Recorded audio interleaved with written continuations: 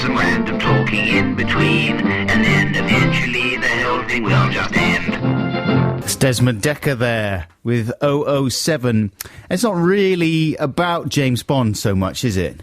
What is it about? Well, it's just about a shanty town. Why is it called 007? That's what I want to know. It's exactly what I want to know.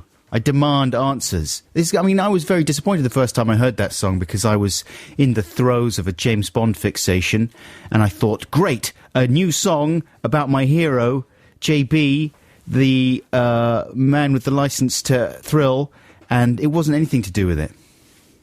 Well, there we go. I can't help, I'm afraid. Disappointing, though, isn't it? If you prepared me for that question, I could have come up with the facts, but I've no idea.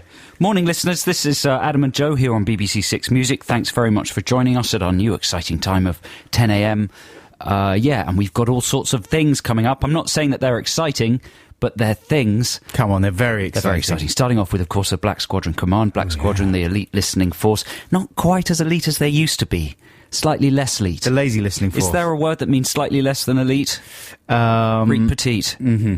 Yeah, a reet petite elite squad of listeners who are going to execute a task that we're going to issue very soon. I've got a selection of tasks. Maybe we should play a record, and Adam, you can help me to select the task. Yeah, good idea. Later on, we're going to have some made-up jokes. Mm-hmm. We've got some famous name repurposing. That's not true, actually. I just said that to fill in space. But I was thinking like some appropriation we haven't had for a while. That's a good idea. Yeah. We've got retro-textination. I'm just saying the name of these features that are barely features, just to give the radio, show some kind of form at the beginning of the programme here. How's it going?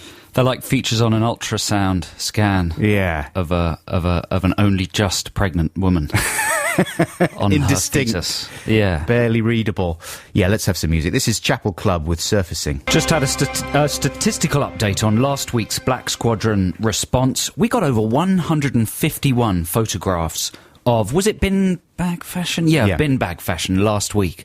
That is, I think, the highest number of Black Squadron responses we've ever had. So that puts paid to any doubts that our later time would disperse or, defocus Black Squadron. In fact, they're more focused and more threatening a force than ever before. Of course they are. They've had an extra hour in bed. They could destabilise the authority of the state in the country. I mean, it could be seen as a threat by the government. Sure. And what's going to happen? Well, the show could be pulled off air. We could be, sort of when we're walking home, snatched and thrown into the back of stretch limousines and taken to be ticked off by the Queen. Oh, man. Laura. Oh, you two guys, you've been naughty on your radio show, Laura, blinded data. The unmistakable tones of Her Majesty the Queen. Sarah Black, what you doing on that radio programme? I heard it, you Black Squadron, Laura Phone, you're gonna have a lolly couple, you are. But if the squadron get too strong, it's gonna bring problems, Laura problems for you, Black Squadron, Sarah Black. Wow. Data. If I didn't recognise that instantly as the Queen, I would think it was possibly a slightly dodgy stereotype. She's got a very snooty voice, doesn't she? She's got a very upper class very voice. Snooty very voice. Snooty. That's typical of the upper classes. That typical Eton voice. Typical. Like Boris Johnson. Hello, Boris Johnson here, went to Eton. Hello, Laura. Yeah, or James Cameron. Yeah. The head of the Tory party. Hello, Tory party, Laura, Tory party, innit? So how does he manage to direct Avatar and run the Tory party at the same time? Cameron. Yeah. He's a genius. He is, isn't he? And he's operating Eton education. Eton, he created a new dimension. Has he? In Eton. That's what they teach you there. Really? Okay, this week, dimension studies. Cameron, have you come up with a new dimension? I certainly have, sir. It's a new dimension in excitement, and it's populated by blue people with large eyes from Australia who are trying to protect their kingdom from bad army men. Blue people. They could change Blue Peter to Blue People. That would be a lot better, wouldn't it? More kids would watch if it was presented by giant, semi-nude Smurf men. Who look like Connie Huck. Yeah. She hasn't done that show for a while, has she? She hasn't. No. Why? It's just because she's the last presenter I can remember, you know what I mean? She's beautiful. She's absolutely beautiful. Listen, though, Black Squadron. Yeah. Stand by for your command. Of course, the idea is we give you a few words of a command. Well, that doesn't sound right, does it? We give you a 2-word command, 2 or 3-word command. You have to absorb it and then take a photo based on that command and send that photo to us here at the castle. The text number is What is it? 64046. Yeah. Or you can email it to us. adamandjoe.6music@bbc.co.uk. And then, remember, if you do send us a photo, you're sort of giving us permission to pop it on our blog. Texts are charged at the standard rate. Something like that, I don't know. But send them in. Oh, don't lose your nerve, Dermot. I did well, though, didn't I? You did really well. I said In the right previous thing. weeks, you've been so confident when you say that. I just don't want to be falsely confident. No, come on. Just make it up. Calls will be charged at the standard rate. Unless you're calling from a mobile, when it'll be a lot more expensive. So here's your command, Black Squadron. We're going to kick some music off after I give the command. What are we going to hear, Adam? Oh, well, this is a nice track from one of the Rough Trade compilations by The Normal, who I believe is the guy that basically ended up starting Mute Records. And this is a great piece of kind of arty, very early electronica, indie electronica, with him talking, you know, like this about TV, TVOD, I stick an aerial into my skin, Wow. that kind of thing. So it's going to challenge a lot of preconceptions. I'm excited about that. Here comes the command, Black Squadron. Stand by. This week's command is Prehistoric Life. Reverend and the Makers with Heavyweight Champion of the World. This is Adam and Joe here on BBC Six Music. Listen, I think this command has confused the squadron. We were sort of picturing pictures of cavemen. The command was Prehistoric Life. Life, yeah. Right. We were thinking about prehistoric families, you know. Yeah, cave people. The cave community. Yeah, exactly. Sort of Flintstone-style Flintstones. activity. Men dragging women by their hair. Flintstone Churchill. You know, children clubbing each Grunting, other. people eating bits of raw chicken. And drawing pictures of animals cave on drawings. the walls. Yeah, we've got quite a few dinosaur-based pictures. Sort of toy dinosaurs and stuffed dinosaurs. It's not too late to redirect the squadron. No, the squadron still have 9 minutes, and that's not to belittle the entries that have already come in. We've got just people looking, you know, pulling prehistoric faces. Uh-huh.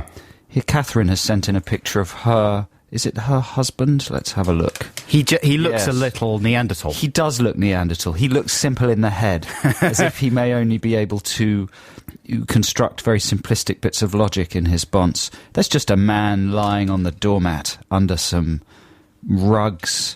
He's frightened of the clawing at modern air. world. Is that prehistoric? Yeah. There's somebody in bed. That's hardly prehistoric. I don't think they had beds in prehistory. Of course they did. They had them. They were made out of twigs, and they came from a primitive version of IKEA. Right. Oh, that's quite good. She just looks as if she's also devolved to a prehistoric mental state. Yes, she's a sexy cave person. She really is. She's still overly clothed. Now, this is more like it. Look at this guy. Who's this guy? Oh, he's nude and he's trying to make fire Callum in in his bedroom. Glasgow. He's trying to make fire in his bedroom while wearing some little green pants. That's along the correct lines. Come on. Prehistoric life. He's evoking a whole world of prehistoric activity, though, Yeah. with one simple image. Is having a tin bucket on your head, is that prehistoric life? I don't think tin buckets were around in prehistory. That is from Lieutenant Wing Commodore Christopher D. Shamborsi. I don't know, he might have to be kicked out of the squadron for that flagrant disregard of what the command is, unless he can justify his tin bucket hat. Well, you can keep those coming in, Squadron, and stay focused. Right now, here's one of the hot bands of last year. They're so over now, though. I mean, the Fleet Foxes, come on. Come on. It's so last year. So 2008, all right? Let's hear them. This is He Doesn't Know Why. So last year. I'm joking, of course. That was Fleet Foxes with He Doesn't Know Why. It's Adam and timeless. Joe here on BBC Six Music. Of course, it's timeless. It's eternal. It's an eternal sound. Great music. Great times. From 2008. Nearly the end of the decade. Isn't that extraordinary? Flipping heck. I always, in my mind, I had 2010 as still part of the noughties, but of course it's Yeah. not. It's the beginning of the teens, isn't it? What are they going to call it? The teens? The teenies. The teenies. Yeah. The tweenies. Totties. The totties would be better. Welcome to the totties. So last week, listeners, I was excited because I was about to go off to interview the film director Spike Jonze. Yeah, we formulated some brilliant questions for him. Yes. And Didn't we? Yeah, they were. Can you remember what they were? Yeah, they were, who are you? What you do? Who are you? What do you do? Faves? Worsties. Jedward. Jedward. And then who do you do? Who do you do? Who do you do? And then bye. Bye. How did that go? Is that? And now the first thing was, how were you going to greet him? Because you thought you might give him a knee in the nuts. Knee in the nuts, yeah. Knee in the nuts and yo spickles. Jackass style. Exactly. That wouldn't have been an aggressive thing. No. It would have been a tribute, an homage. Exactly. To his oeuvre. I'm sorry to say, I'm ashamed to say I didn't do any of those things. Coward. I'm really sorry. I spacked out at the last minute because I was nervous. There was a lot of people. Not even a yo spickles. I think I may have given him a yo spickles. You did this at the Oxford Circus store of a major computer retailer. Yeah. And they have a kind of peculiar theatre on their top floor, don't they? Yeah, where they do demonstrations and tutorials. It's got a big screen and 6 or 7 rows of seats, quite long rows of seats. Yeah, I would say there were a couple of hundred people packed in there. Pretty good. All the seats were taken and then loads of people came and spectated, including various geniuses and Apple Store. Spectated. Staff members. And it was good fun. It was really enjoyable. Went really well. Spike was very charming and accommodating and I did a thing where I presented a lot of YouTube comments to him from the trailer of his of Where the Wild Things Are, which was out yesterday, of course. And so it felt really good. Like by the end of it, it felt great. But then a podcast is available of the session, right? Go on iTunes and find it. And when I listened back to it, and it didn't sound quite so good. Like it's just the audio, right? So that there's a whole visual element that's missing. But excuses. Well, here's the thing. The one thing that really made me reach for the pause button that I'd forgotten I'd done was, do you remember when we were talking about the film off air? You were talking about the fact that you liked it. You thought, what was your theory about it? You said it was enjoyably simple because it was. Well, I don't know. You know the film Where the Wild Things Are? Yeah. Which you've seen. You had a little theory about why it worked so well. Yes. What was it? I don't remember. It was like it was a child's game or something. Yeah. That was my theory. That it kind of captures that thing where you go off and have a big game with all your friends as a child, and it's amazingly exciting at first, but then there's a weird disagreement, or you fall out with someone, and it turns a bit nasty and horrible, and you start feeling all hot and weird, and you don't really know why, because you're too young to understand, basic social dynamics and stuff. So all you can do is run back to your mummy. Exactly. And give her a hug, and that's basically what that film was about to me. Did he not agree? Well, at a certain point, I found myself regurgitating your theory, because I got rattled. I ran out of things to say. Right. And then as I started regurgitating it, quite badly, I should add, I suddenly thought, maybe Joe's in the Apple Store watching this at this moment. I suddenly thought maybe you'd come in, and I hadn't properly given you the right credit for it. Do you know what I mean? Because it was so obviously your theory. And then I got really rattled. And I was at home asleep on the sofa. And my brain started melting, and it got away from me, and he had no response to the theorem. The theorem whatsoever. Pasolini's theorem. So if you listen to the podcast, you can hear that moment. Wow. I'm sorry, I sort of managed to psychically throw you off your stride. Well, it was a good point. Without even trying. Like when you made it, I thought, yeah, that's a good point. But then I found myself regurgitating. I was like, this isn't even my point, and I'm regurgitating it badly. But there you go. Sorry to ruin it, but I'm quite proud I managed to ruin it without actually being there or making any effort at all. Hooray! Long-distance torpedo Commander Cornish. Psychic warriorage. So we should stand down Black Squadron. Speaking of psychic warriors, here's the jingle. Black Squadron! Stand down, your work is done. You've earned yourself a nice warm bath and maybe a nice little bun. Get out of the Stone Age, Squadron. It's just gone 10:30, time for the news. MGMT. They're weirdos. That's Electric Feel. Adam and Joe here on BBC's Six Music. Should we get into Retro Text the Nation? No! Yes. I like to listen to Adam and Joe, but I listen to the podcast, not the live show. I used to feel acute frustration because I couldn't join in with Text the Nation. But now my troubles have disappeared because Retro Text the Nation's here. And now my letter might be read out instead of thrown in the trash and forgotten about. Apparently they're going to be seeing that on X Factor tonight. Are they? Yeah. And am I going to be like the mentor? Yeah. Am I? Yeah, mental. No one's contacted me about that yet. Have they not? No, what time do I need to get down to the studio? About 5? Yeah. No, Yeah. Psycho was on the phone yesterday Really? and saying... And am I mentoring all three of them? It's the best Retro Text the Nation jingle I've ever heard in my life. Who are the finalists? Jumbles, Winkles and Monty. Right? Yeah. Jumbles, Winkles, Monty. Winkles, the hairdresser from Bolton. That's right. Yeah, with the tiny Arms. Yeah. And the big head. Uh-huh. Winkles. Yep. The big girl. She's absolutely really giant big, and she floats. but really big. Yeah. And that floats, yeah. She's full of helium. And who was the third one?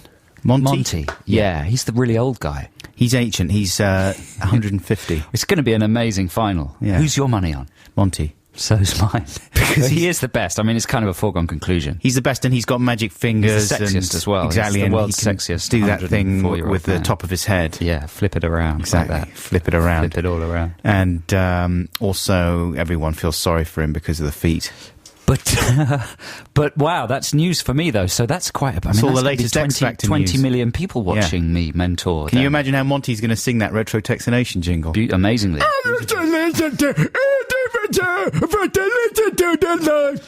Watch out, Subo. Yeah. Because that's it. Monty's coming up hard on your heels with his Christmas album. So Retro Text the Nation, listeners, is the part of the show where we give you the opportunity to contribute to last week's Text the Nation if you didn't do it last week. Yeah, exactly. And last week's Text the Nation subject was all about misconceptions that you have laboured beneath for almost the whole of your life and only recently had corrected. For example, I remembered one that I had... Hey, can I say a thing? Go on then. A lot of people were complaining last week that this was just egg-corns. And that's not all egg-corns. over again. No, wrong. It may have seemed a little bit like egg-corns because some of the ones we did last week were verbal. The egg-corns were in the Retro Text the Nation Venn diagram. Egg-corns are a subset of what do we call it? Misconceptions. Misconceptions, that's right. Sorry, my brain's not really functioning. But It'll here- kick in at about 11. Here's a misconception that I had, which is not an egg-corn. Well, maybe it's kind of egg-corn-based. But when I was at school in Wales, as a little totty man, aged about 6 years old, I think, they would say the Lord's Prayer in the morning at assembly. Our Father who art in heaven, hallowed be thy name. And I thought it was Aled be thy Aled. name. And the head boy of the school was called Aled. So I assumed that whoever was the head boy would have their name incorporated into the Lord's Prayer. And I desperately wanted that to be me, you know? We got another email along similar lines, even though, of course, now I'm not going to be able to remember who it was from. Adam be thy name. But a guy that misheard Thanks Peter God as Thanks Peter God. And his dad was called Peter. Whoa. So he thought his dad was related to God. Come on. He probably is. Sorry, whoever sent that in, not to remember your name, but I'm just recalling your email from my head. That's how much impact it had. That's double complimentary. Double complimentary. And you know who you are. Tom in Leeds sent this in. Until about a year ago, I thought a pony was just a really small horse and didn't realise that it's actually a different breed. Now, this is a bone of contention because there was some people sending in messages about the fact that you can spell realise with an S or a Z last week. I was complaining that I only recently found out it was spelt with an S and not a Z in the UK. A lot of people saying that's not the case. It's one of those words you can spell any way you want. They were saying. What about the pony thing? The pony thing, well, according to Wikipedia, a pony is a small horse with a specific conformation and temperament. There are many different breeds of ponies compared to horses, ponies, blah, blah, Really? blah. So a pony is a small horse. This guy's saying I thought a pony was a really small horse. You've Didn't opened realise up it a was can different of worms and you can't get the worms back in the can. thing. No, I can. He's wrong. Tom in Leeds, don't Is it? worry. Yeah. So pony can be any sort of young horse, small horse. It's a small horse. It's about the height of the horse. Not about the breed. Not necessarily. Here's a good one I got from Hewell Sedgwick Gell. A friend of mine until the age of 15 thought that everybody sat on the toilet the wrong way round, i.e. facing the wall with one's arms on the cistern. It was only when it came up in conversation that he realised this was not normal. Now, Hewell Sedgwick Gell in this email suggests that that's such a powerful idea. What's his name? Hewell Sedgwick Gell. Yeah. That's a brilliant name. He thinks that's such a powerful idea. He's convinced that 90% of our listeners will now go and try that. Next time they go to the toilet, Yeah. they will attempt to sort of ride it like a horse or a motorbike. Sit on it like Catherine Keeler. I think that's unhygienic because your knees and your feet will go into areas that are usually just splashback based. Do you know what I mean? Well, it depends how much clearance you've got. And it depends how clean is your house. Also, how clean your house is. That's not how you say that your sentence Julies anymore. are going to get a little kind of spritz there when you flush, aren't they? So it's like a... Well, that's an extra kind it's of... like a bidet. That's an extra sort of European touch. That's nice. I don't see any drawbacks to sitting that way around. I see none drawbacks. None drawbacks. Yeah, because you can lean, you can do a little bit of work, you can have your laptop on You could have your laptop on cistern, unless you've got a curvy cistern. But if you've got a nice flat cistern, you can have a little bit of lunch. Let us know how that goes, everybody out there, if you take up Huel Sedgwick Gel's Flush, idea. You get the Julie Spritz. Everybody wins. Julie Spritz. I know someone called Julie Spritz. She's a very talented actress. Here's a message right now from Charlotte in Edinburgh. And she says... Dear Adam and Joe, not so long ago, my boyfriend, my brother and myself were having a conversation about music, and a TLC song was relevant to my argument. I couldn't remember the name of the band, so I said, you know, the girl group with Lisa Left Eye Lopez, and the chorus goes, go, go, Jason Waterfall. Take me to the rivers and the lakes you used to. This was greeted with an uproar of laughter from my boyfriend and brother, as they told me the lyrics were, in fact, don't go chasing waterfalls. I'd always imagined this. I had always imagined that this song was about an ex-boyfriend called Jason Waterfall, who used to take his girlfriend to lakes, streams, any kind of romantic watery spot. To be honest, I prefer my version, and I am still unable to learn the new lyrics. Thanks, Charlotte from Edinburgh. Go, go, Jason Waterfall. That is better, don't you think? Yeah. Much better than TLC. Jason Waterfalls. I wonder if he knows Julie Spritzer. He probably does. Julie Spritz. Julie Spritz. Yeah. Imagine if they were in a film together.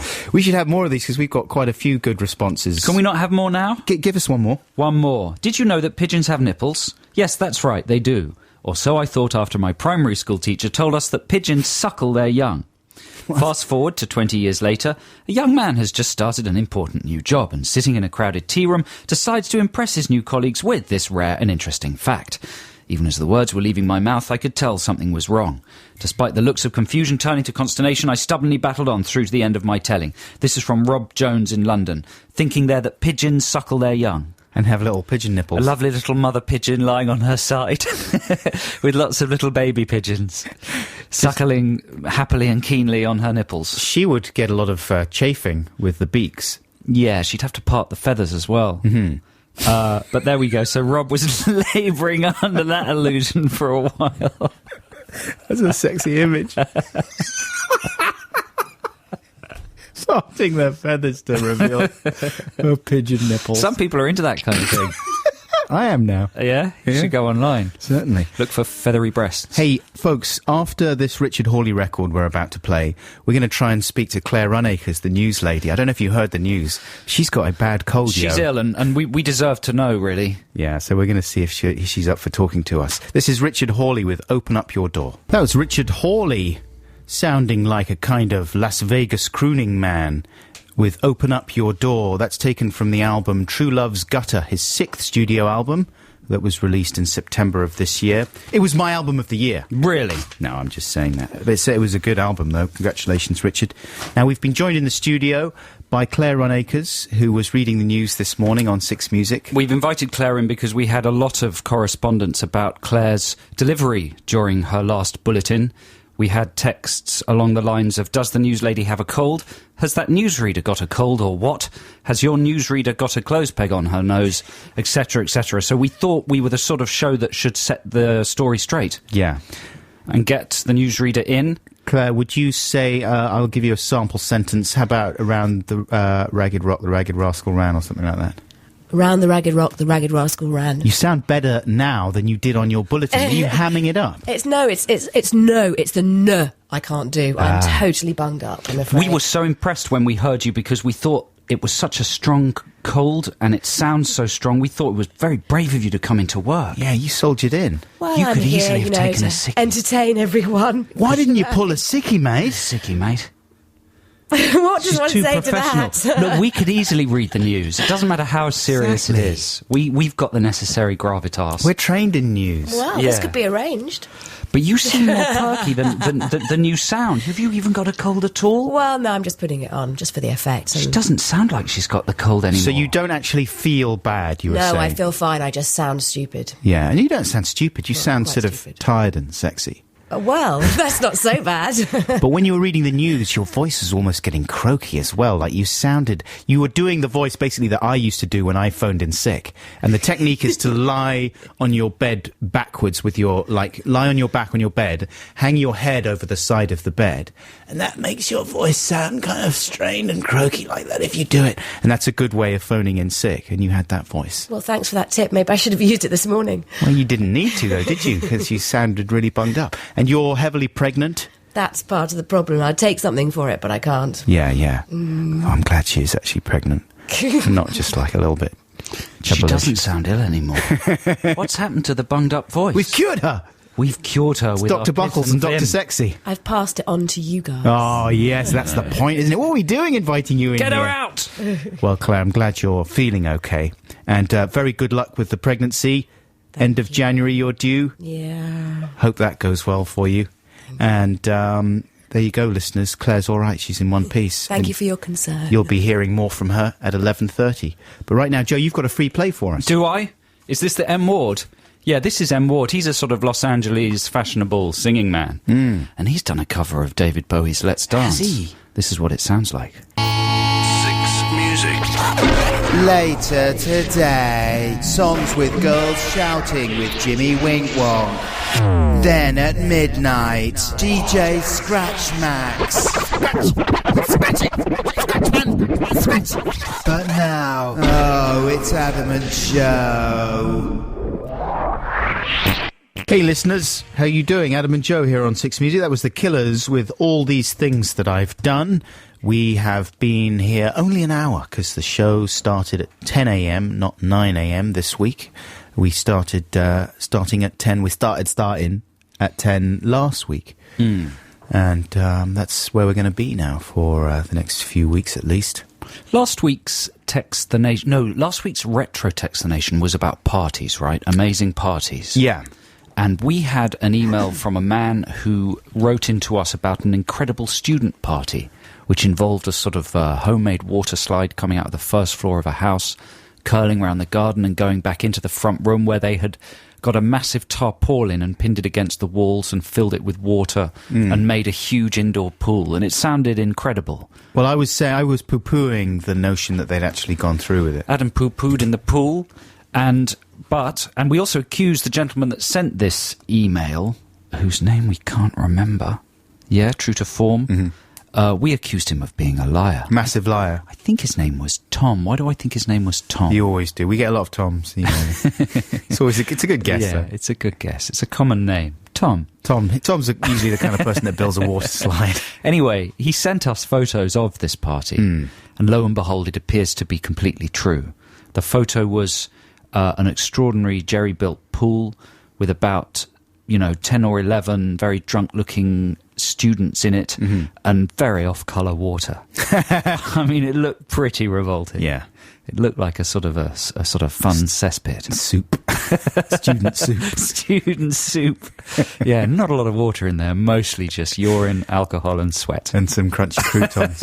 But it's true. The party did happen, and so hats off to you. Whoever you are, you're probably Tom. And probably. we're sorry that we labelled you a liar. Yeah, the castle take back that accusation. Now, Joe, you were saying just while we were playing The Killers there... Yeah, I've got to get something off my chest. I had an altercation in a popular coffee chain. Sandwich shop that has aluminium in it, and lots of star shapes around the place. I go there regularly every morning for a delicious croissant, and I was standing in the queue, and this particular chain has quite a chaotic queuing system, e.g. it doesn't have one. Yeah. It's often very busy in the morning. So I was standing waiting for my delicious croissant in a queue, a sort of queue that had informally formed, and it was a sort of one queue for about 4 checkouts. They have lots of checkouts at this place, and they're usually pretty good. So I was in that queue. I was about 5 people away from the queue. On my right, past me swanned a young lady doing a message on her pink BlackBerry, and she headed straight past the queue up to the counter. Dear. Okay, so Lady Muck. So Cornballs reaches out having that. and touches her arm. Her arm, good. And says, excuse me, there's a queue here, right? You love to touch, don't right. you? In those Well, you see, there we go. You've honed in on the point. Hand on the shoulder. As soon as I touched her arm, she turned around and looked at me as if I had the severed head of her mother in my hand. Did you? I didn't know. Oh, okay. I'd left it at home. Right. But she looked at me as if I actually had it with me, as if I pulled it out of some sort of bowling ball People bag don't like and being gone, touched. look at the severed head of your mother. She was so shocked. She literally gasped. No. And stared at me in silence. And I sort of smiled weakly and said, no, we're queuing. I carried on forcing my point. And she said, how dare you touch me? How dare you reach out and grab my arm? I said, I didn't grab your arm. I touched your arm. That is so aggressive.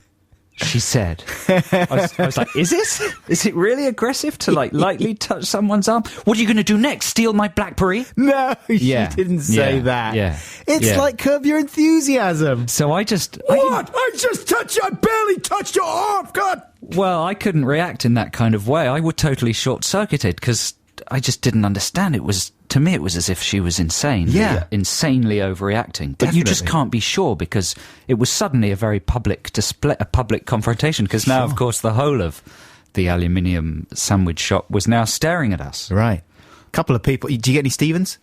Didn't get any Stevens, no. In fact, this place was right next to the BBC here. Yeah, I know the one. So I'm convinced that this young woman had a haughtiness that could only come from working from at the castle. BBC. Probably Radio 4. Castle-based haughtiness. Castle-based haughtiness. I'm just guessing.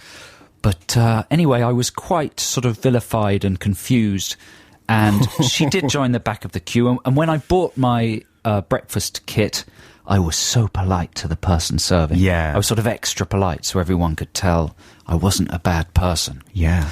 And then I started thinking, what would be a brilliant verbal salvo for as I exit? Right. Because I'd very much sort of stayed silent and I could have been cheekier. I could have risen to her confrontational tone, but I didn't. You know what I would have done? What? Squeezed her ass. Would you? Little pat on the bum. Calm down, darling. Better luck next time. I'm sorry. You know what I was going to say? You know what I had ready in my head? I apologise for that language, incidentally, listeners. I was going to turn and look at her and say, bye, good luck with being nuts. That was my line in my head. I thought, this is good. What's she going to come back to? And I've left so much of a pause between the altercation. That's going to ruin her week. Yes, and I will have won, but I didn't say it. Good luck with being nuts. Good luck with being nuts. And then I would have run out of the shop at high speed. People don't like it when you invade their space. People don't like being touched, do they? Even, do you remember my story about the King Creosote concert when I told those two ladies to be quiet? It was the very same lady face I got. You put your hand on her shoulder in that situation. Face my long-term partner gives me when I touch her.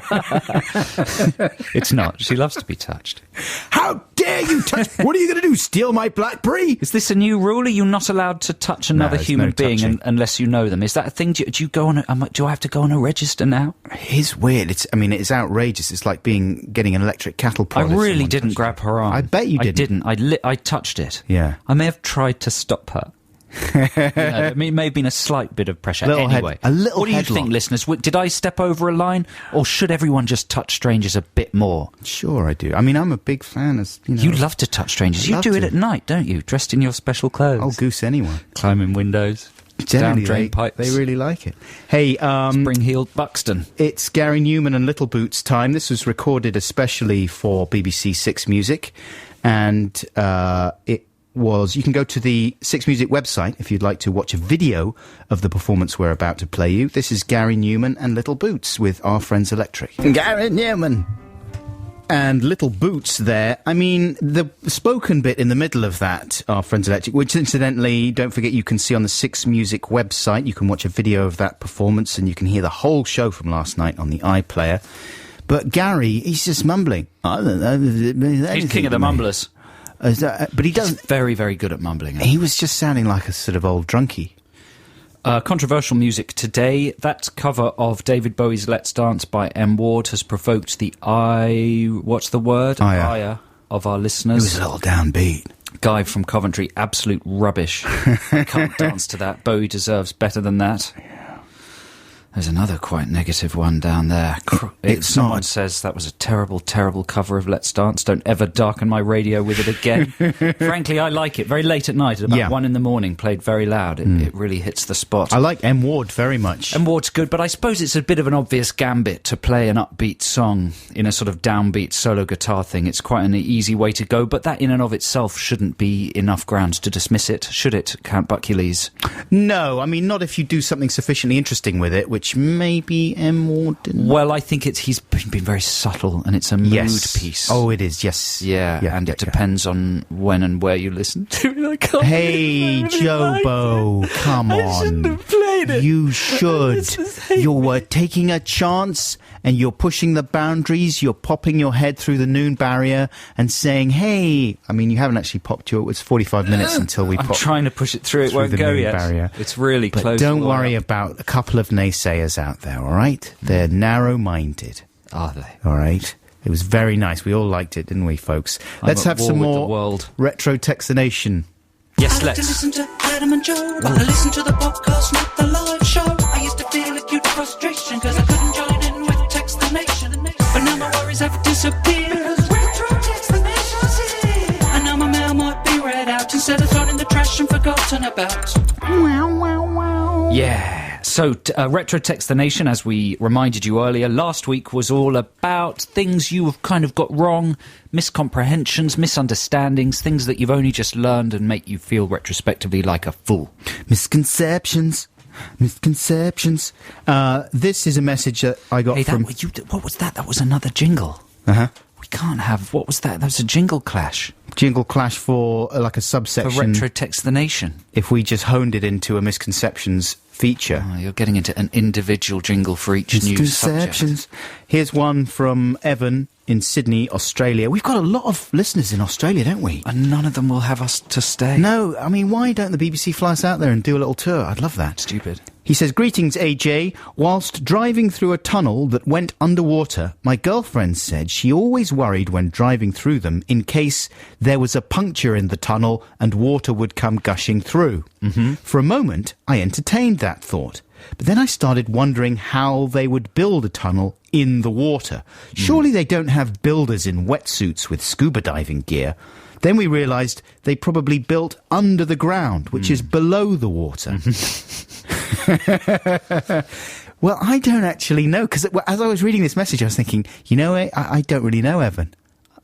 Surely they sometimes do. They put pipelines in the sea, right? Then you do get scuba men with underwater. Yeah, but then they just have to sort of lower the pipes, don't they, and connect them. That's the way I thought they did. Like big pipes, and then they flush the water out of them. That's the way I thought they did them. If you go on the Eurostar under the channel, everybody on that train is thinking the same thing as you go into the tunnel. Right. You're having sort of Sylvester Stallone-style fantasies about some kind of underwater train disaster. Uh-huh. Don't you? Sure. Is it impossible not to have a fleeting reverie about some sort of underwater disaster? No, it's very unpleasant. I don't like it. I'm very relieved when we emerge. Yeah, when you emerge at the other end. And then the other thing that people must think about generally is how the hell they built the thing. Right. They should have a little booklet. Do you know, James?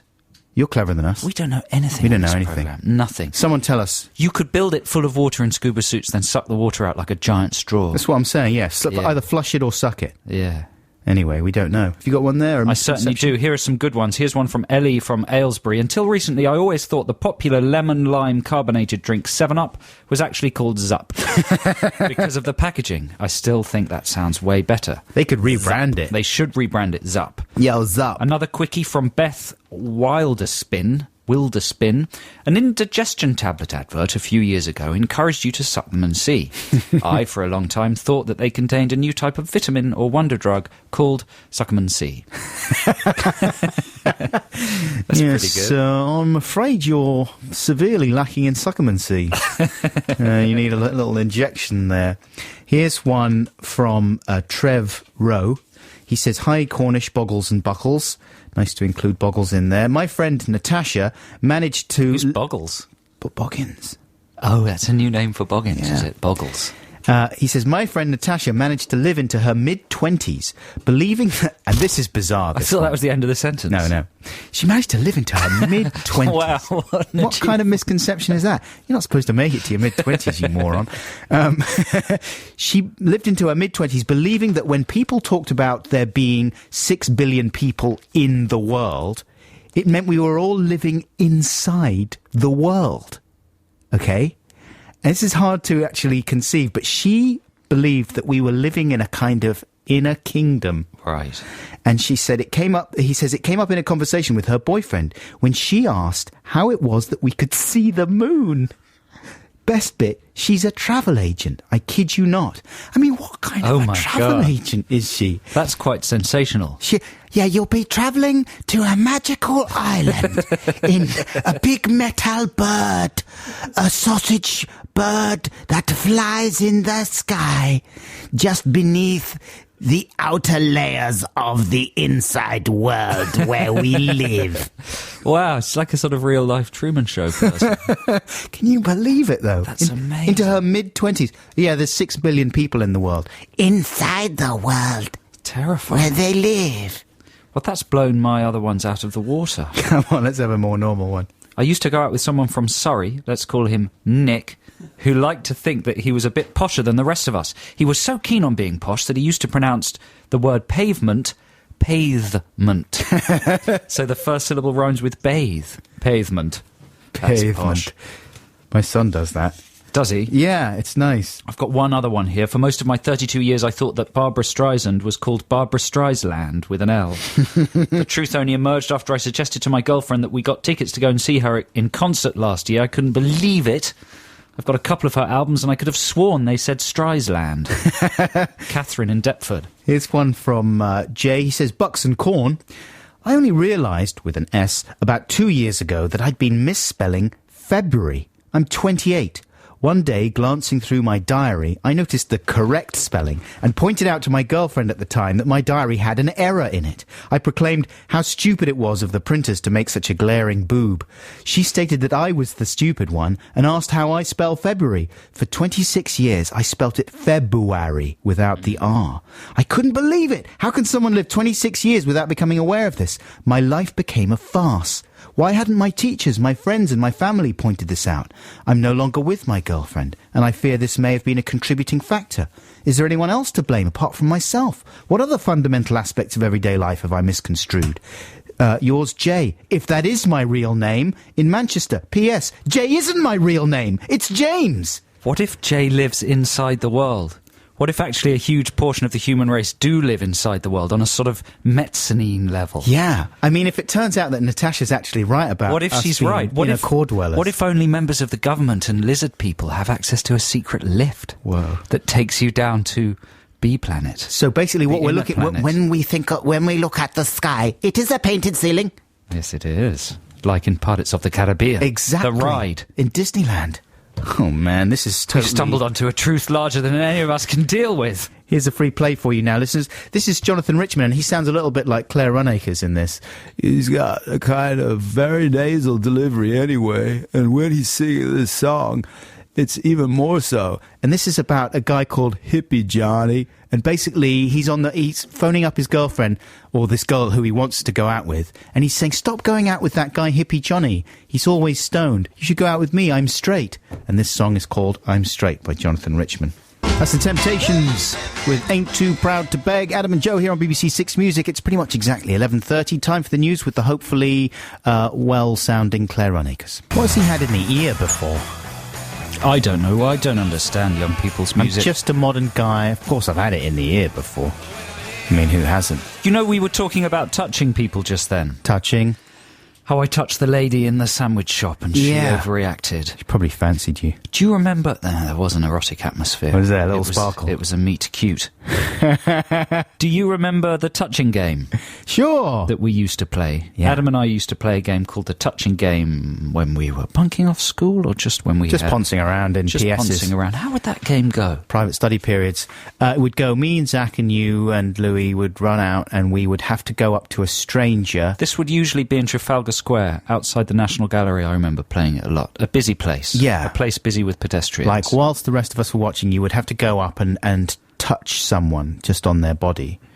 And either not be busted. I mean, the thing was that... You can walk along behind them and rest your hand lightly on the back of their jacket. Exactly. As they walk along. And didn't you get points depending on what reaction you got? Yeah, if you if you could touch them and not be noticed at all, like get several metres along the street without being noticed, then that was a score. You'd run back towards your cluster of observing friends. Yes! But you'd get more points if you got busted, wouldn't you? Would you? Yeah, because that depending on how sort of vociferous the response was. Yeah, that was more derelicious. If someone turns around, if you go up and lay your hand on their buttocks and they spin round and go, "What the heckins?" then you get more points for that, surely, than an unrecognised bottom touch. Yeah. It's a good game. It is a good game. You can get in trouble, though, playing. You have to be careful. You should be very careful. I only mention it because a listener called Ruth texted in saying, I have a friend who's been testing how long he can touch strangers for. He and his friends compete with best non-sexual body parts to touch. Yeah, that's... He put his hand on the waist of the Covent Garden Marks and Spencer's security guard for ages once. But no rebuff, just a confused security guard. It is fun. I mean, a little bit of confusing touching can be a fun thing.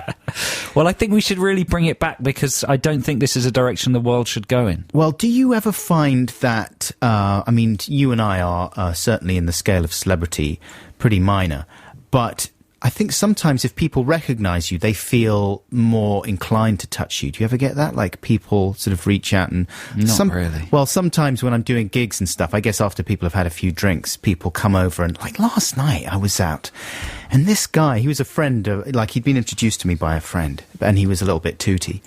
But at one point, he reaches across and he starts tugging at my beard, going, "Nice beard." And he was like tugging at my beard and then he sort of pinched my nose and stuff. I really wanted to hit the guy. He's after a DNA sample so he can clone some little buckulings. Yeah. Get them on rival radio stations. Bucolic Park.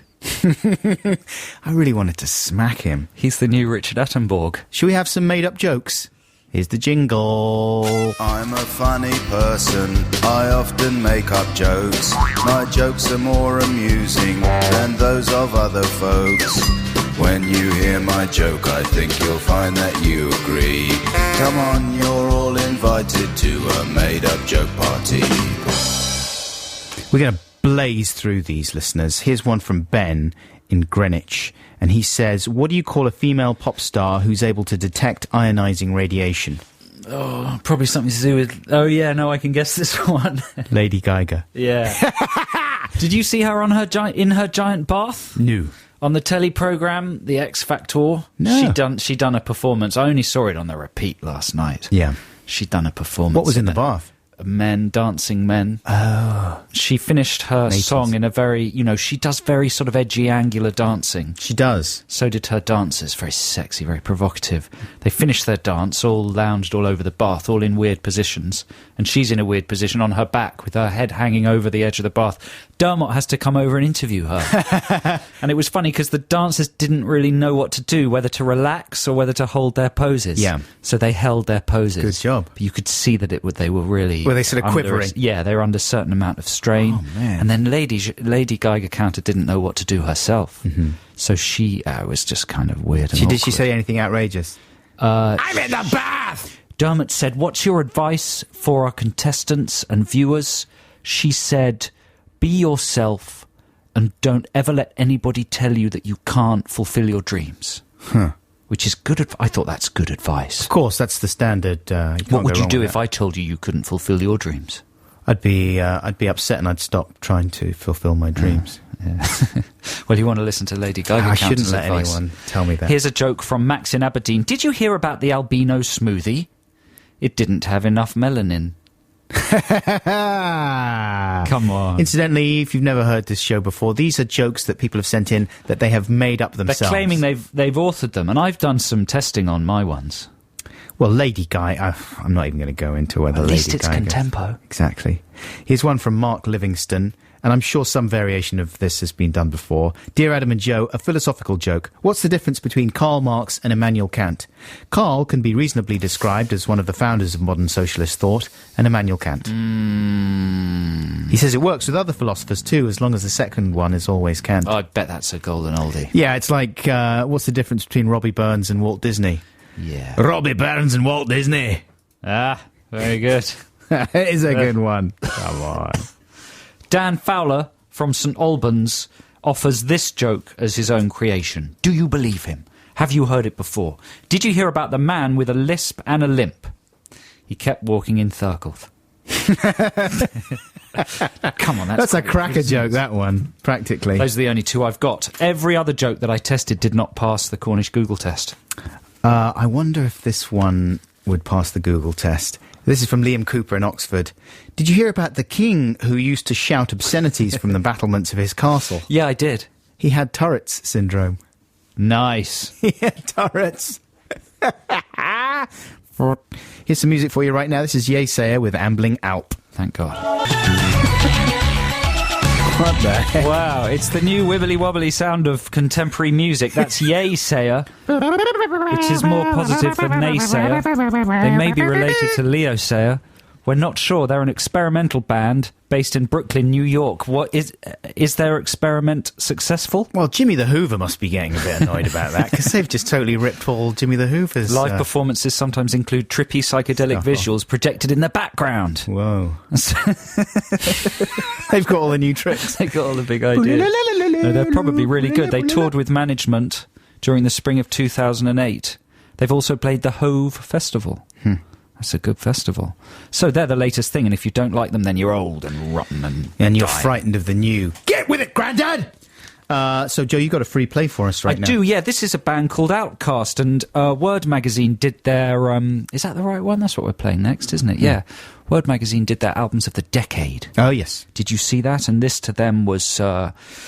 kind of their hip-hop album of the decade. They were reckoning it's massively influential on, Kanye West's new direction and the sound of urban music. Which one did they go for?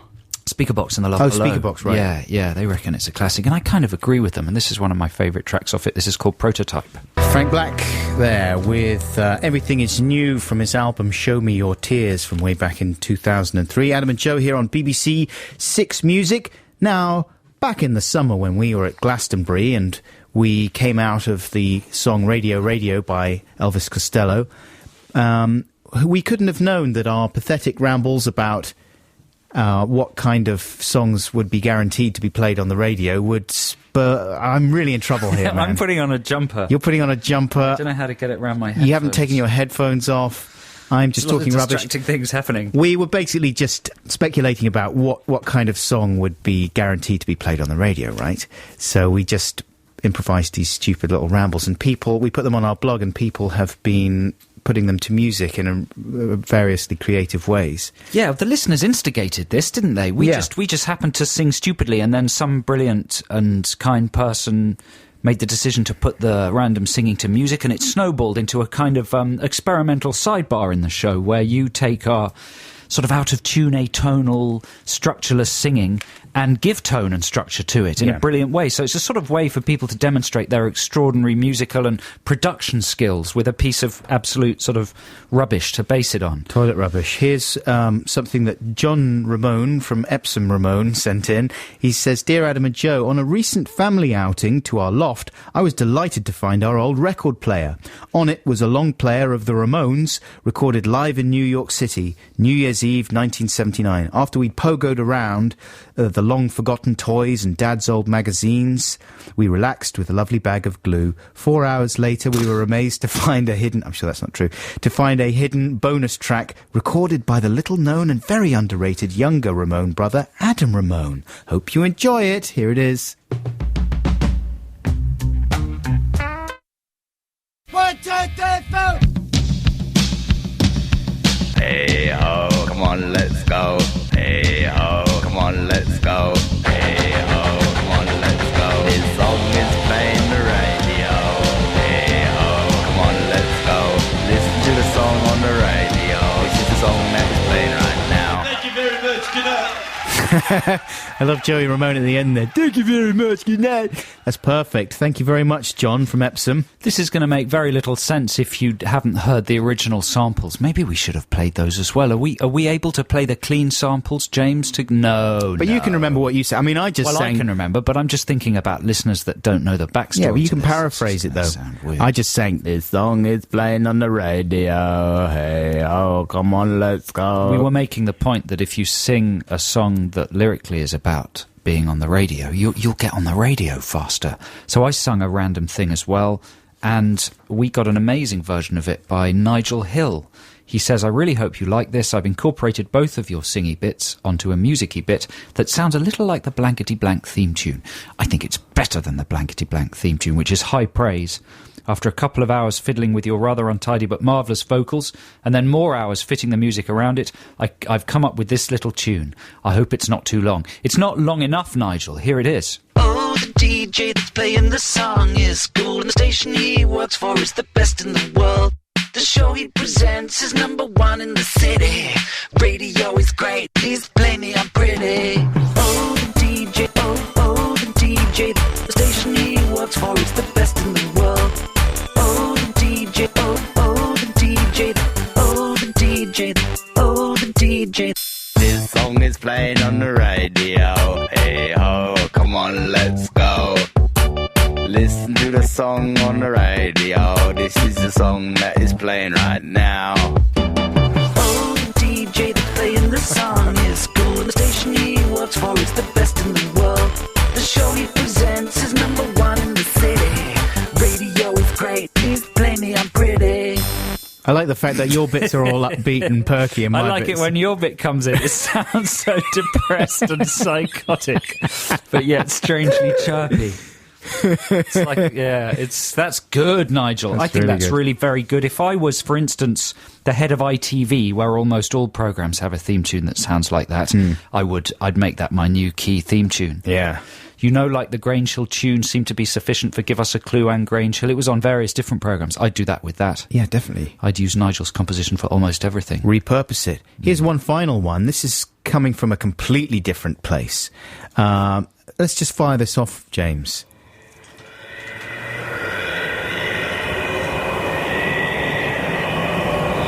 Here's a bit of art music. Right? It's a kind of ambient composition.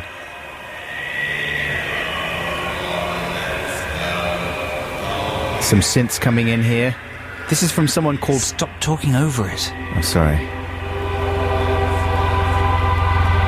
Start talking over it again. This is from someone called Conelrad. Conelrad. He says, I'm a part-time electronic musician working under the name Conelrad. Tom Robinson has played me a few times on Six Music. That was nice of him, he says. And I wanted to see what I could do with your radio songs. I wanted to do something a bit different, though. Obviously, the premise of the things is that any song that mentions the radio will automatically get played on the radio. So instead of turning the sample into a hot, sexy chart hit with cardboardy reason beats and so on... Like Nigel did. Right. I thought I'd see how far I could push the idea. I took Adam's intentionally deadpan monotone voice and made use of its soporific qualities, looping it alongside some evil, decayed synths and turning it into a long, loping ambient thing that nobody in their right minds would ever play on the radio. And there it is, ending there. There it is. Well, I mean, on the radio. We did play it on the radio. I mean, we spoiled it by talking over it. But thank you very much for that, Colonel Rad. He says, P.S. Kilboggins. Yeah, thank you everybody who's done that. And if you go to our blog, which is available to view at bbc.co.uk/blogs/Adam and Joe, you can get those original music-free bits of rubbish vocal, and also you can hear what some other people have done with them. And maybe you think you can blow those efforts out of the water with your own amazing interpretation. I don't know why you would do it. We're not really sure. Well, we know why we're playing them, because they're funny and Don't good. Start asking why about things. I mean, not? If we start questioning why we're here and what we're doing... Why are we here? It's all going to crumble. What are we doing? No. Why? It's Toots and the Maytals with Time that's Tough. Why. Toots and the Maytals there with Time Tough. What's happening next then on this programme, Adam? I wanted to talk to you about hotels. Oh. Do you like staying? You stay in quite a few hotels, Yeah, right? stay in a lot of hotels. Travel a great deal. Flying around I'm doing like George Clooney and up in the air. Exactly. Have you seen that film yet? Yeah. Is that enjoyable? Yeah, it is. You having Clooney? Yeah, I liked it. You like pro Yeah. Clooney? Yeah. Did you really like it? You're not just saying it to be nice? Do you really... Because you know him or something. No. I know people who know. Do you? Very nice chap, apparently. Very nice guy. Anyway, the fact is, you like staying in hotels, right? Do you actually like staying in them, or do you dread it? No, I like it. If it's a nice one, I like it. If it's a nasty one, I dread it. Sure, simple as that. I really like it. It's, not part of my normal routine. Doesn't happen very often. But I was in London this week staying in a very nice hotel as part of a work thing. And it was really fun. But I'd forgotten about all the... like how expensive everything is, obviously, and this is an obvious point to make. But I still don't get the mentality of hotels charging so much. You know, they have like a little basket of sweets and stuff in the corner of the room, and you're just about to tuck into a little bag of teasers or whatever it is. Nice little bit of Toblerone or some chocky bar. $3.50. For what? £4. For what? For the standard small-sized Tobler triangle bar. No. £4! And that is a 300% markup? How much would it cost you? £1? No, less than £1. 60p. 65p max. That's astronomical. £4! You're right, it's ridiculous, isn't it? I was just about to bite the top off that, mother, and have myself a nice little bit of chocolate-covered nougat in a triangular form. Do they charge for internet access? Because that's the most shocking thing. I mean, that's entirely free for them, and yet they can sometimes charge you up to like on this occasion, no. And it was nice and fast, the broadband. Was it? Oh, it was speedy. Did they charge for a bathrobe? Is there a bathrobe? You know, I don't even touch those things now, because you go into the bathroom and there's all the notices about, you can use your towel if you want to, but you'll be killing the planet. How does that feel? You know, it costs us a lot of money. Basically, they're just trying to save a bit of money on laundry, but they put it on you that you're killing the planet by making them do laundry. So you're like, well, you know, are you going to give me a towel or not? Was there water? There was a little bit of water. Free water? Free water, yeah. There was free bottled water. Oh, yeah, free... I thought you were coming out of the tap. That's no bottled water. You didn't have they to should pay have to a get the couple of taps bottles turned of on. water, shouldn't they? Yeah, free water, double water. Some they don't. Some they charge you £4 for the basic water. But in the end, I had to, like, go through... because I was starving for a little snack. I had to go through and find the cheapest thing there. It was... pretty miserable chocolate chip cookie. Like, even in a rubbish hotel, you go in and you get the teas made, right? And you get a couple of little bickies, free bourbons or whatever. Not in this flipping hotel, you didn't. And the cheapest thing was a little chocolate chip cookie, single cookie in a little pathetic wrapper. £1.50. Obviously, I could have gone down to a shop, and I just couldn't be bothered, though. So I had it, snaffled it. Do you think I declared it the next day when they asked if I had anything from the basket? Probably not. Didn't declare it. I felt quite naughty about it. Yeah. Normally, I absolutely would declare everything. Like, before I had a little orange juice from the minibar. I declared that. Do you leave a tip for the maid? You know, I was worrying about this. What do you do? I'm so unused to going to a hotel. Are you supposed to? Well, they sometimes leave a little envelope. A little envelope for one night, though? Yeah, saying, my name's Conchita. Oh, they leave an envelope. I thought you meant you leave an envelope saying, "Hi, my name's Conchita." Obviously I do that. Yeah, because my name is Conchita. Oh, if they leave an envelope, sure. If there's an overture to a tip, then I'll usually oblige. Yeah. But if it's just up to you, I mean, do you, like, once you've paid your bill and signed your check, do you leave a tip? No. No. Why would you? Well, I don't know. They've already sucked all the money out of your wallet. It's such a movable feast. Have you ever tried to fiddle the minibar? What, like top up the whiskey with some top it up or replace it with a cheaper version or something? Sometimes I put my own things in the minibar, and they don't like that. Right. You know, I put my own orange juice in there, and some bickies in there, and then when you come back and the room's been done, they've taken them out. Oh, that's annoying, though, if they do that. It should, while you're there, you're paying for the fridge. It's your personal fridge. You could store blood samples in there if you wanted. Could I? Yes. It's your fridge. They shouldn't tamper with those things. When we were on our honeymoon, me and my wife stayed in this hotel in Las Vegas, and they had those things with the pressure pads on the minibar, and we went through this whole Indiana Jones type thing of trying to... What do you mean pressure pads on the minibar? Well, each item it sits on a pad, so if you remove it, it's immediately logged onto your bill. So by touching it, you have to pay for it. As soon as you remove it, it goes on your bill. No. So we were trying to do this thing with similarly weighted objects and trying to slide them in. Did it work? No. That's exciting. It was exciting. Felt like we were in a film. Good stuff. Right Time now, for a record? Yeah. Here's Julian Casablancas with I Wish It Was Christmas Today. Yeah. You know, the other thing with hotels is, in my opinion, they always give you the worst room. Right. Just by default. So you should always say, can I see the room?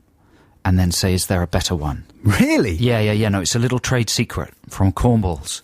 Doctor, yeah, and just push with the room and there'll always be a better one. They always just put non-fussy customers in the noisiest room with the worst view. Yeah, that's what they do to me. Yeah, and then they just wait for the fussy ones and give them. So be fussy. That's my tip. Jimmy Fusspot. Every time that I've tried to be Jimmy Fusspot, it's got thrown right back in my face with a little dollop of poo-poo. Really? Yeah. Well, yeah. Because I don't think they can see right through me. They think, oh, this guy has talked to someone who said, oh, you should always make a fuss and you'll get a better room. Well, I'm going to throw it right back in his little hairy face. Deal with that, Jimmy Fusspot. No, that's the only room we have available. Okay, thank you. That's usually what I do as well. But sometimes it comes through. Anyway, listen, it's time for this week's Text the Nation. And if you're worried that this is happening a little bit late in the show, don't forget that really it's just a setup for next week's Retro Text the Nation. Yeah, it's all about the retro nowadays. Let's have the jingle jongle.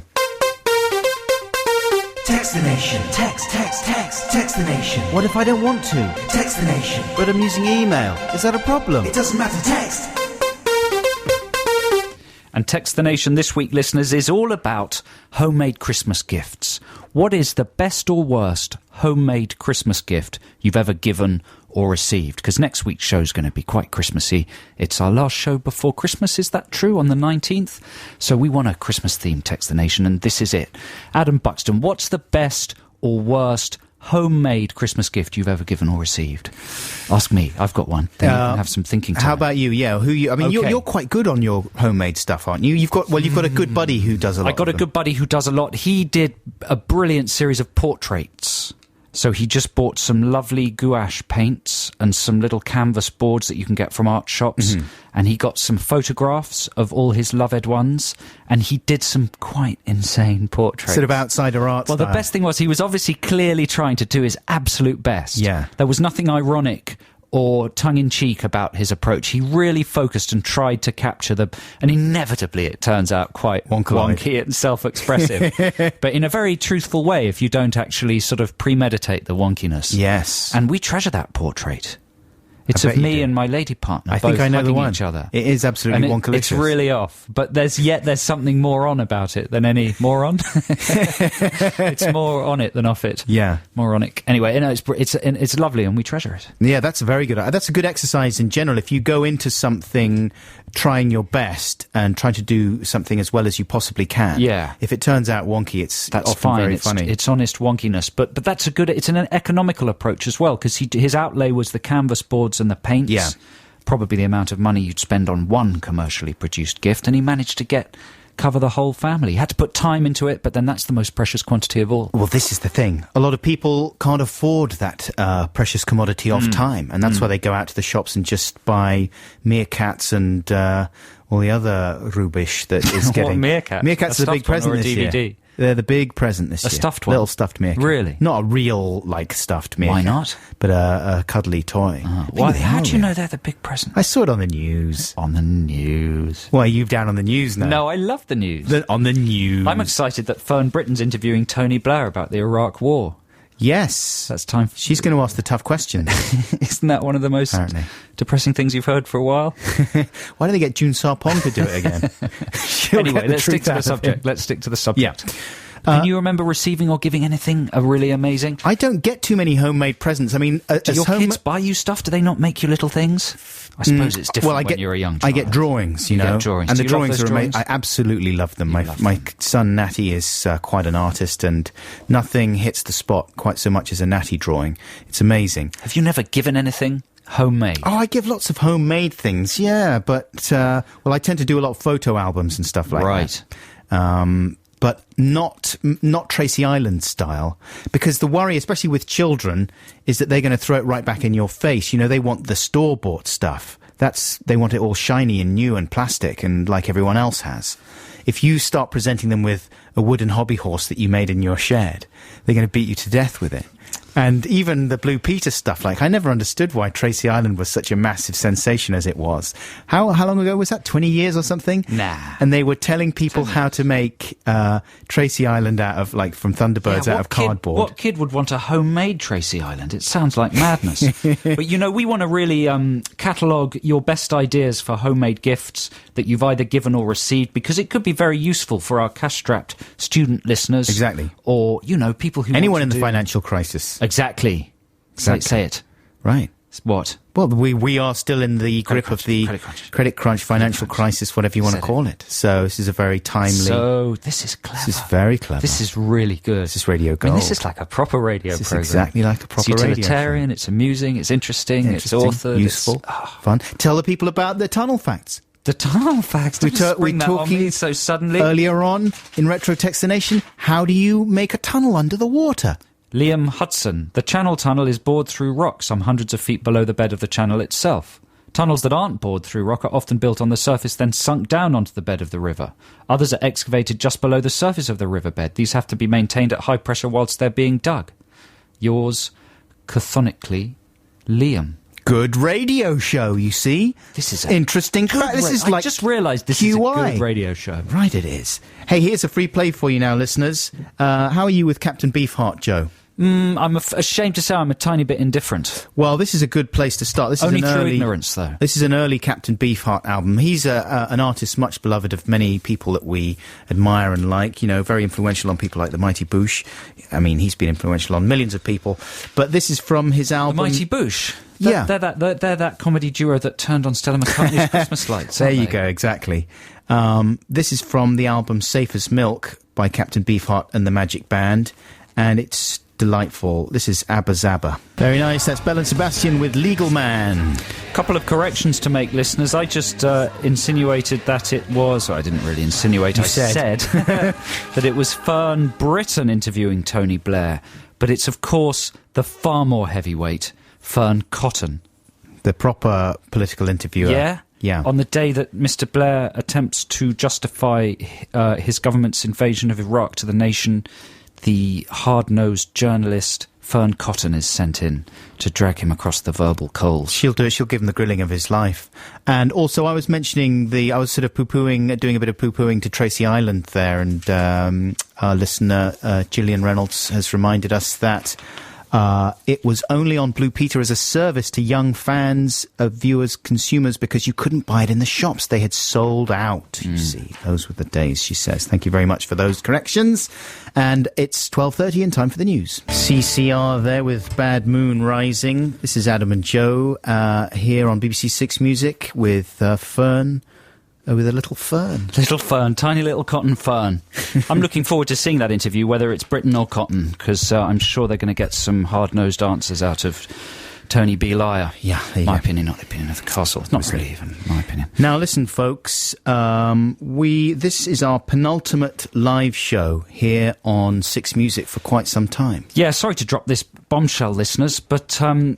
I've got to go off and do some work early in the new year, so we're going to have to stop. What are you doing? You're directing your first film, is that right? That's the kind of thing, yeah. Yeah. Yeah, so I've got to basically stop doing the show for the early part of next year. Mm-hmm.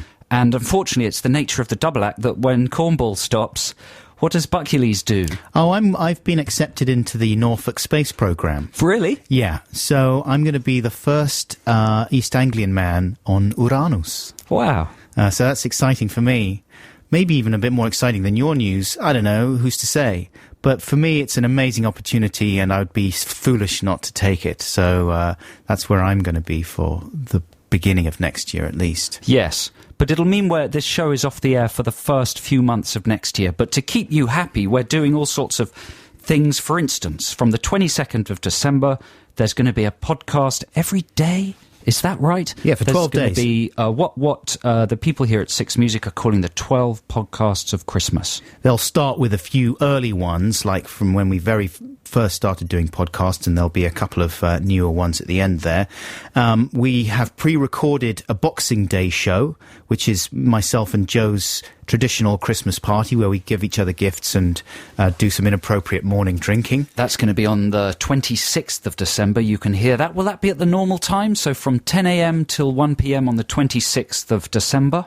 And also there is a Christmas Eve best of that our producer James has very kindly put together, which will go out at 4 p.m. on Christmas Eve here on Six Music. So there's all that to look forward to. Plus, over we'll the be festive back as period. normal next week for what's going to be our last live show for a while. And we might, we'll do some. I'm going to try and do a Boggins song, and I'm going to bring in some made-up jokes in a big bowl that we can pick out. Maybe I should spend a few of my nectar points on getting some be a big show fun next week. stuff. Yeah, it's going to be a big emotional show. Yeah, and the other thing is we're going to keep the blog running as much as we can during our leave of absence. bbc.co.uk/blogs/Adam and Joe. So please keep communicating with us and sending stuff in. It'll be an emotional farewell next week, like Scylla on Surprise Surprise. Was it? No, Blind Date. I'm not gonna do any more Blind Date, Laura. Sorry. But it should also be said that we'll come running, back to this show and back to this station as quickly as we possibly can. I'll be like that lion in that YouTube video that is Return to That Woman. Yeah. That'll be what I don't even want to go into how much I'm going to miss it, because I'll start getting genuinely crying, teary, and I don't want to add to the number of men who cry in the media. No, I really will. I can't. Yeah, but it's an unavoidable situation, and we hope you'll really bear with us for the first bit of next year until we come back. Exactly. Right now, here's Devendra Banhart with 16th and Valencia Roxy Music. Devendra Banhart there with 16th and Valencia Roxy Music. Good stuff. That's a good album, man. You should check that out. Well done. So, how many girlfriends have you got, Devendra?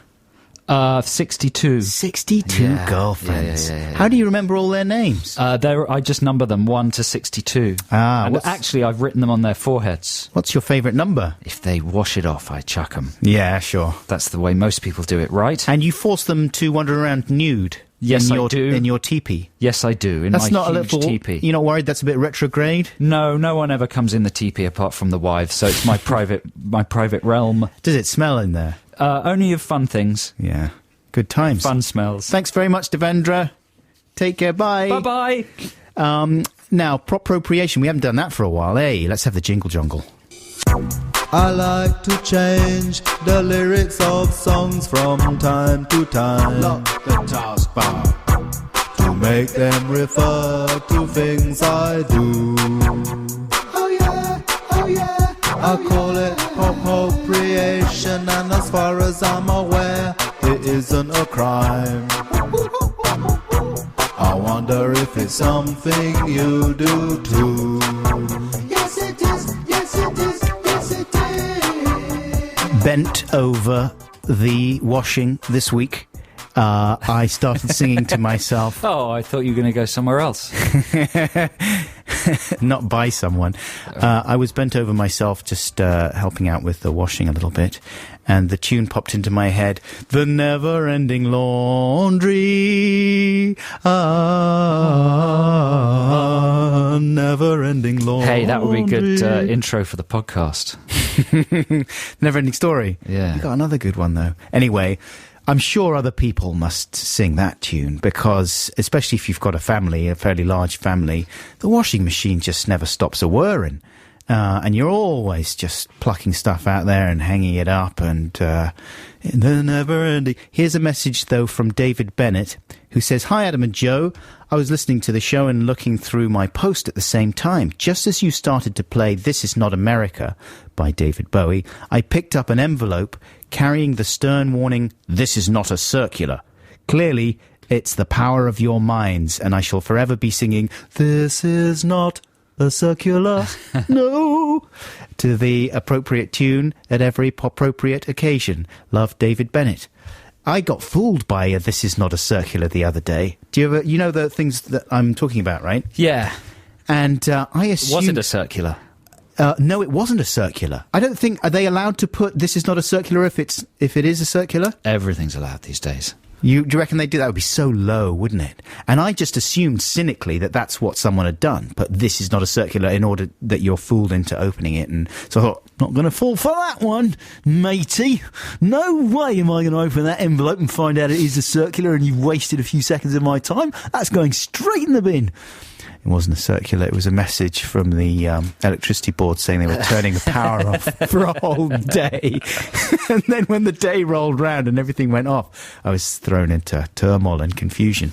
You got a great deal of correspondence about your HDMI cable mix-up last week, didn't you? Last week Adam was talking about how he went into an electronics accessories retailer in order to buy a new HDMI cable, and they told him there were 3 different prices available, sort of £10, £50 and £100. 100 for the gold, 50 or 75 for the copper, and 50 for the regular. And we got an avalanche of very responsible correspondence pointing out that there is no degradation of image.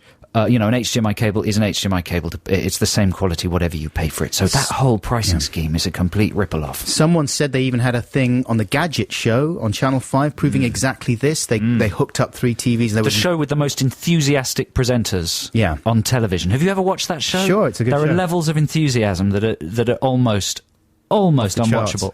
I like it, man. I like it as well. I always end up watching it. But they finally, on Harry Hill's TV Burt the other day, they finally did the thing that I was going to do on this show, actually. I was going to bring in their prize section and just play the audio. Yeah. They give the most prizes of any show ever in history. It takes about 10 minutes to list them. Literally, it takes 3 minutes to go through all the prizes they're going to give you. It's unbelievable. It's great. One final bit of appropriation from Tom Patterson in Dorset. He says, I like to sing, I want to make tea, to the tune of I Want to Break Free in the morning. I'm sure a lot of people do that. I want to make tea. I mean, you could go on and just provide a whole section of new lyrics for that one, couldn't you? Thanks for those bits of appropriation. Here's a free play. This is some hip-hop from the recent past as well. This is a group called Main Source. This is called Looking at the Front Door. That's good, man. Yeah, that's a classic. That's Main Source from their album Breaking Atoms, Looking at the Front Door. Now, we launched a Text the Nation subject a while ago. Are we going to read out some of these quickly? Yeah, are we going to have a jingle? Go on, then. Text the nation. Text the nation. What if I don't want to? Text the nation. But I'm using email. Is that a problem? It doesn't matter. Text. And we're asking you all about homemade Christmas presents. We want really good ideas so cash-strapped listeners can copy them.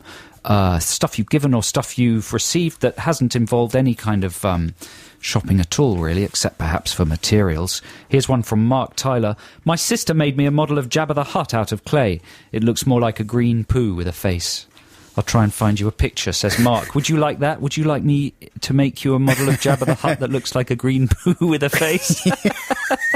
What if it was a green poo with a face?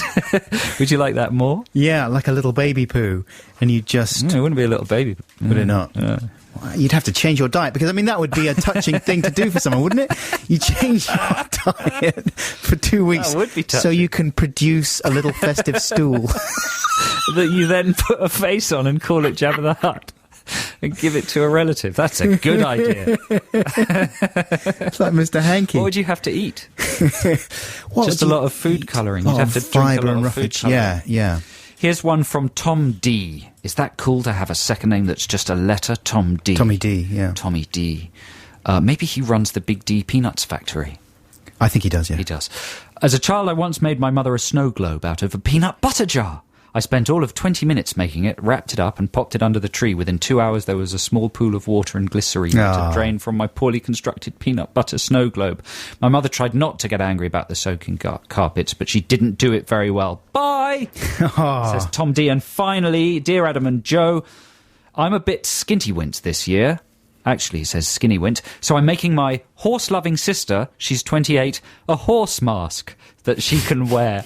It's made out of papier-mâché. Here's a picture. We couldn't quite get the picture out of the computer. It's not finished quite yet. I put in the teeth yesterday. While I was looking at them, I started to chuckle to myself because of the horse's insane grin. I mean, that's what Christmas should really be all about, shouldn't it? We can't see the photo there. That is from... Who is that from? Crikey. Dan Schinner. We can't see the photo, but I can see it in my mind's eye, and it's brilliant. You know, because otherwise you're just going out and buying people DVD box sets that they could perfectly easily buy for themselves, you know. What is much nicer than that is a homemade horse mask or a poo with a face. Little what gets Todd more Christmassy with than a that? face, and that is what it's all about. Yeah, listeners. Okay, so keep your ideas for homemade presents coming in throughout the week. Don't forget, just emails if you're listening to this show during the week. No texts, please. The email address is adamandjoe.6music adamandjoe.6music@bbc.co.uk. There you go. That's pretty much it for us this week, listeners. There's no Liz Kershaw today. Instead, it's Joe Good, who is going to be with you. And then, of course, Richard Bacon will be joining you from 3 p.m. here on 6 Music. We'll be back at the same time next Saturday from 10 a.m. till 1 p.m. Thanks to everyone who's texted or emailed. Have a great week. Yeah, we love you. Bye! Bye.